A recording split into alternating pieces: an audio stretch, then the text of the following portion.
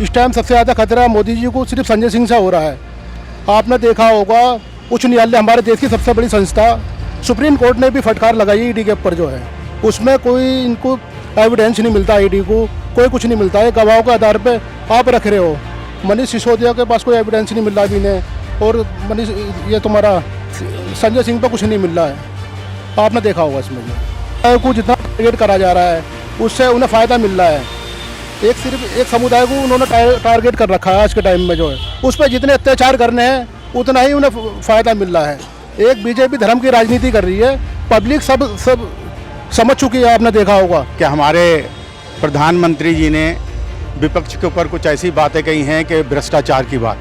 तो सबसे पहले तो उनको ये सोचना चाहिए कि जो महाराष्ट्र के अंदर जिनको पेट भर भर के कोसते थे, और अजित पवार जी जिस दिन वो बीजेपी उन्होंने ज्वाइन कर ली उसी दिन वो बिल्कुल पाक साफ हो गए। अगर प्रधानमंत्री जी इतनी ईमानदार हैं और उनकी पार्टी इतनी ईमानदार है, जो प्रधानमंत्री राहत कोष के अंदर जो पैसा रखा हुआ है जिसमें चीनी कंपनियों का पैसा जमा है, उसको पारदर्शिता से पूरी देश की जनता के सामने लाएं कि हमने इतना पैसा हमारे पास में है। उनको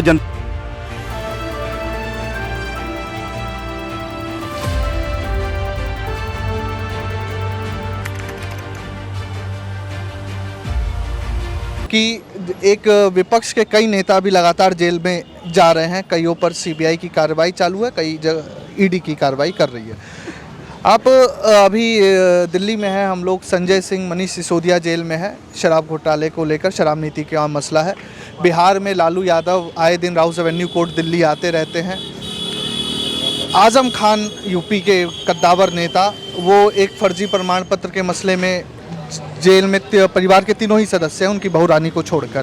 क्या लगता है, विपक्ष पर दबाव बनाने की कोशिश है या वाकई दाल में कुछ काला? आपने देखा होगा विपक्ष का कोई भी नेता मोदी जी के खिलाफ बोलता है, उसी के खिलाफ कार्रवाई की जाती है। संजय सिंह सदन में बोलते हैं, सड़क पर बोलते हैं। इस टाइम सबसे ज़्यादा खतरा मोदी जी को सिर्फ संजय सिंह से हो रहा है। आपने देखा होगा उच्च न्यायालय हमारे देश की सबसे बड़ी संस्था सुप्रीम कोर्ट ने भी फटकार लगाई ईडी के ऊपर जो है, उसमें कोई इनको एविडेंस नहीं मिलता, ईडी को कोई कुछ नहीं मिलता है। गवाहों के आधार पे आप रख रहे हो। मनीष सिसोदिया के पास कोई एविडेंस नहीं मिल रहा अभी ने, और मनीष ये तुम्हारा संजय सिंह पे कुछ नहीं मिल रहा है। आपने देखा होगा इसमें जो है। तो क्या लग रहा है आजम खान का जो मसला है यूपी में, एक तरीके से थोड़ा सा यूपी का भी ये मसला कि 80 लोकसभा सीट आती है यूपी से, तो एक मुस्लिम वोट बैंक को दबाने के लिए या तमाम एक कोशिश है कि अखिलेश यादव को यूपी में कमज़ोर कर दिया जाए, जिसकी वजह से बीजेपी की राह यूपी में आसान। आपने देखा होगा बीजेपी पार्टी एक ऐसी पार्टी है, सिर्फ एक समुदाय को जितना टारगेट करा जा रहा है उससे उन्हें फ़ायदा मिल रहा है। सिर्फ एक समुदाय को उन्होंने टारगेट कर रखा है आज के टाइम में जो है, उस पर जितने अत्याचार करने हैं उतना ही उन्हें फ़ायदा मिल रहा है।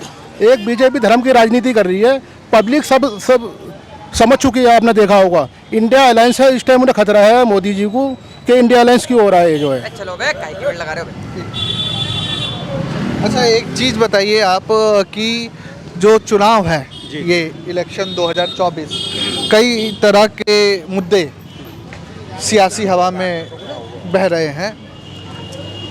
बीजेपी कह रही है कि जो तमाम मुद्दे हैं, राम मंदिर का मुद्दा है एक, और कई और दूसरे यूनिफॉर्म सिविल कोड का भी मुद्दा बीजेपी आहे बगाहे जिक्र कर देती है, और विपक्ष के पास रोज़गार और महंगाई का एक मुद्दा है। क्या लगता है कि किस ओर मुड़ेगी हवा और किस बात पर जनता भरोसा करके मतदान करेगी? पहले तो मैं आपका एक बात का जवाब दे दूं। अभी आपने कहा कि हमारे प्रधानमंत्री जी ने विपक्ष के ऊपर कुछ ऐसी बातें कही हैं कि भ्रष्टाचार की बात।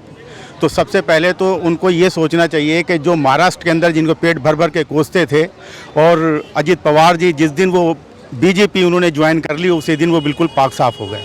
अगर प्रधानमंत्री जी इतनी ईमानदार हैं और उनकी पार्टी इतनी ईमानदार है, जो प्रधानमंत्री राहत कोष के अंदर जो पैसा रखा हुआ है जिसमें चीनी कंपनियों का पैसा जमा है, उसको पारदर्शिता से पूरी देश की जनता के सामने लाएं कि हमने इतना पैसा हमारे पास में है। उनको जनता को बताना होगा। दूसरी बात यह है कि देश की जनता इस बार मन बना चुकी है इंडिया को वोट देने के लिए, इसीलिए ये बहुत ज़्यादा बेचैन है। देश की जनता इस बार वोट करने वाली जो है वो वोट करेगी सरेंडर के ऊपर, जो 1150 रुपये का बिक रहा था, उसके ऊपर वोट करेगी, देश की जनता वोट करेगी। आटे के ऊपर वोट करेगी, देश की जनता वोट करेगी। चावल के ऊपर वोट करेगी, देश की जनता वोट करेगी। सरसों के तेल के ऊपर वोट करेगी, देश की जनता वोट करेगी। तो पेट्रोल के ऊपर वोट करेगी, डीजल के ऊपर वोट करेगी, जो बच्चों का दूध होता है उसके ऊपर वोट करेगी, और बेरोजगारी के ऊपर वोट करेगी। देश की जनता वोट अब इस पर करने वाली। अब राम मंदिर का कुछ नहीं चलेगा।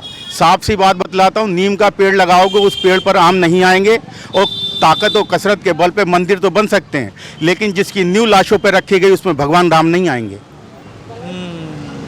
लेकिन आपने बात की सिलेंडर, राशन, पीएम सिलेंडर का अभी 200 रुपये दाम कम हुआ, पीएम मोदी ने 903 रुपए का हो गया है। हाँ। तो 350 रुपए, 350 रुपए का, सिर्फ इंडिया गठबंधन बनते ही साढ़े 400 450 रुपए का जो सिलेंडर बिका करता था, वो अब जाके इन्होंने पूरा लूट खसूट करने के बाद में अब 903 रुपए का कर दिया।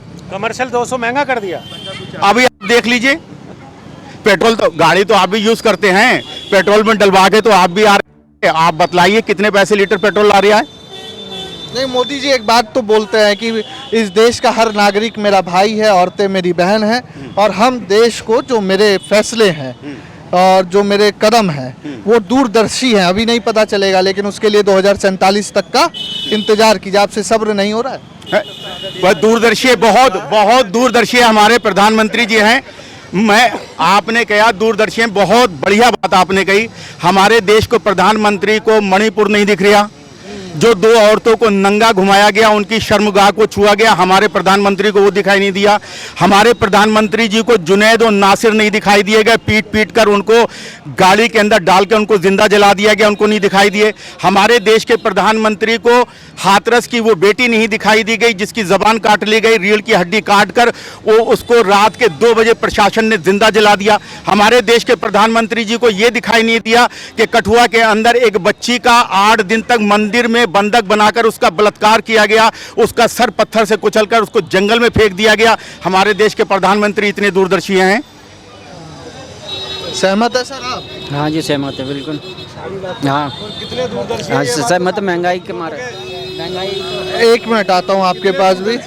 कितने दूरदर्शी हैं, ये बात साबित हो गई नरेंद्र मोदी जी के नोटबंदी से, कि जो 2000 का नोट चलाया था वो कुछ ही दिनों में 2000 नोट वापस लेना पड़ा। ये है उनकी दूरदर्शिता। ये साबित हो गई कि हज़ारों लोग लाइन में लगे, पूरे देश की अर्थव्यवस्था चौपट हुई, पूरे देश का पैसा बर्बाद हुआ और फिर नोट बंद करना पड़ा। अगर ऐसी दूरदर्शिता, तो ऐसा प्रधानमंत्री नहीं चाहिए, दूरदर्शी प्रधानमंत्री नहीं चाहिए।